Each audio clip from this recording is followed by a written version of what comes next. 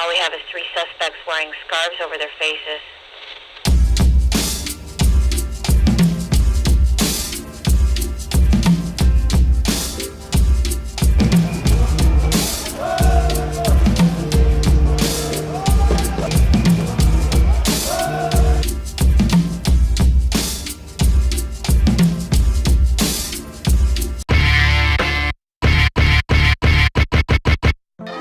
Yeah, it was pretty hard because.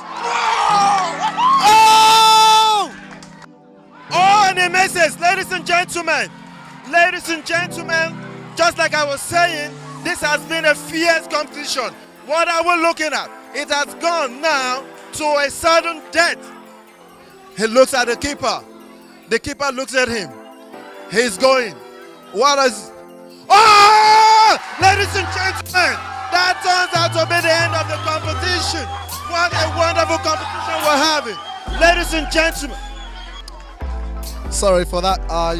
Sometimes when you're involved in soccer, it's pretty hard to keep your, My name is Friday Zico. I started getting involved in soccer when I was in high school. Went to Melbourne Senior High School. Growing up as a kid from a different country, it was pretty hard. I came from South Sudan. I moved from Uganda, and during the civil war and stuff like that. So my parents applied for asylum, and we came over to Australia, Perth. That was in 2004, and then from there on, started learning English, and from there I started learning English, and it was pretty hard because adapting to life in Australia was pretty difficult. And first of all, we didn't know the language, and the language was pretty challenging as well. We only knew my language, which was Acholi, and it was pretty hard, which culture shock in most ways, and the most challenging was always being able to adapt to new culture, new weather, new people. So it was pretty difficult. To move over here and having to leave everything you know and love and escaping because your life was in danger or your family's life is in danger. Some people maybe have had to be in refugee camps before they were able to come to somewhere like Australia, and having to witness what they've witnessed, which is there's a lot of trauma which tends to be in the background. And but as you go, you start primary school, and you start primary school, and you get friends, and then you start adapting to, they show you ways around what you should do and what you shouldn't do. But it depends on the kind of friends you get, you're mixing around with. And I was pretty grateful to get, to have friends who were willing to help me get through, just day by day life, and also family that support every single day. Yeah, so I studied at Beaconsfield Primary School, and I started in year 6 as a English Learning Center, so the IEC program there over there. From there, I moved to Melbourne Senior High School. I did another year in the IEC program again. IEC program is, for some of you guys that don't know, it's a intensive learning English center. So I got in another year I did over there, and from there on, I finished my year 12 in mainstream at Melbourne Senior High. So I passed with distinction. Yeah. It has been a very, very, very wonderful and well-watched competition. It was fierce and very competent. Everybody behaved, and it was well attended to by. Thank you so much for this opportunity. My team's never actually emerged victorious in such a long time, and we're so happy that the boys actually made it this far, and we actually won the cup. I'm feeling great, sensational, unexplainable circumstances. It's something that I've been waiting for a long time. Wow, thank you boys, thank you everybody. By having the soccer opportunity, it's helping the youth to focus in sport activity, and also to focus on their goals in life, and also helping their mind to be settled, and also, which is most important, to be away from activity that involve any violent activity and any street problems. I would say it's extremely important. There is never a sport that brings all Africans together than football. And football is really the decider for us.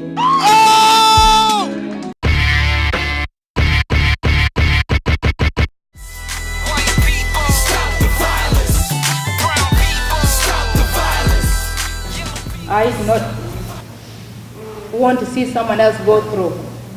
Unfortunately, we see it repeating itself every now and then. My experience in the violence area is I lost my own brother in 2013. You know, when someone dies, someone that just walked away from home, someone that has never been sick, it becomes really difficult to come to terms with it. Not that any kind of death is okay, but there are some degrees where death becomes unacceptable. Someone walks and the next minute you get a phone call that this person is gone. This violence, I can call it a coward kind of violence, because my brother was killed by someone he did not know.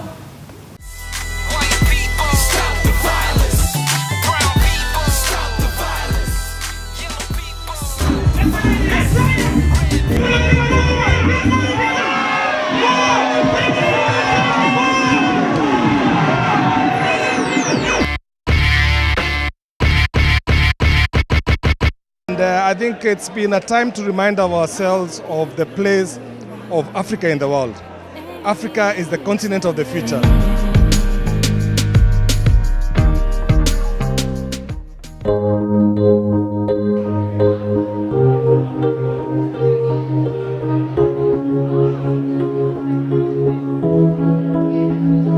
This exhibition starts to break apart stereotypes or preconceived ideas of what Africa is.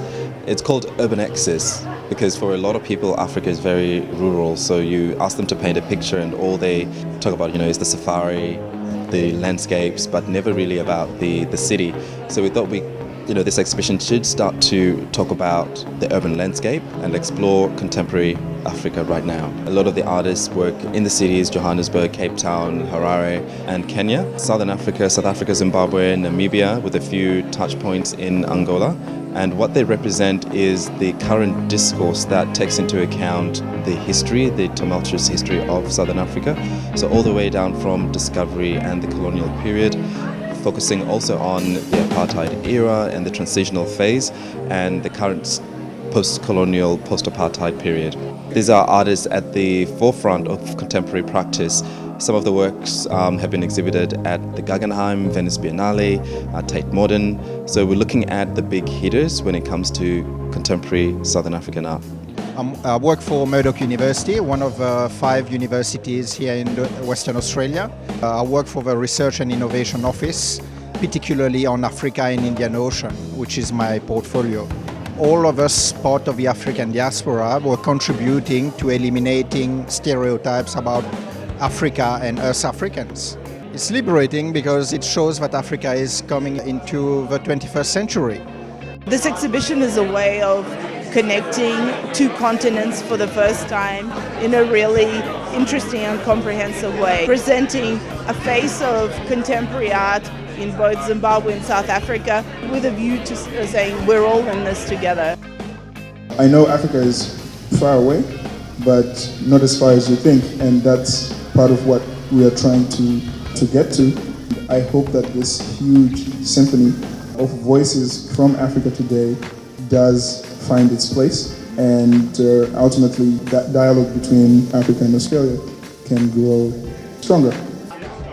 For me, painting a car is something that is mobile and it goes to the people. It's like an art radio comes to you than you coming to visual arts.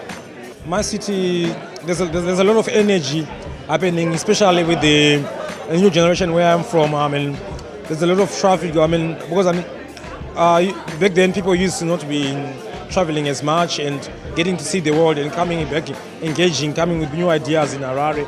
So we are growing as a city and we have got so much to learn from other cities, and that was one of my reasons to come here to Perth, to learn and get inspired and at the same time exchange.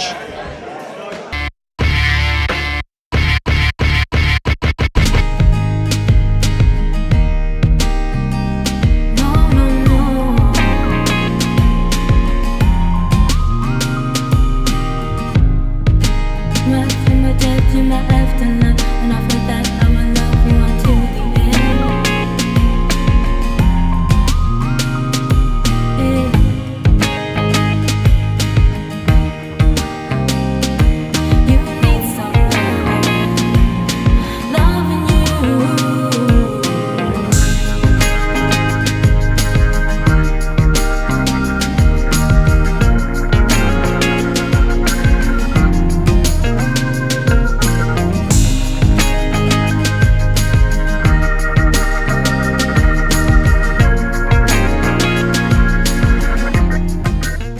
Africans have a lot of confidence because they are raised that way. I'll give you an example. My family and my tribe and my culture is all about self-confidence and being told our tribe can achieve more just because we're from our tribe. It teaches you to believe in yourself.